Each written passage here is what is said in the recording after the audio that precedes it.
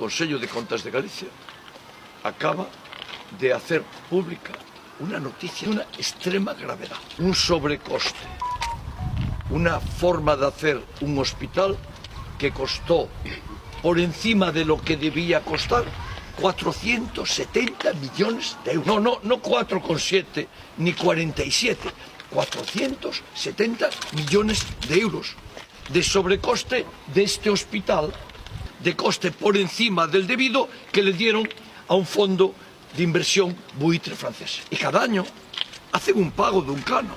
Y son millones de euros para un fondo buitre francés, que es el dueño de este hospital. Tienen que explicar, primero Feijóo y después Rueda, por qué hicieron este hospital de esta forma. Queremos saber por qué lo hicieron.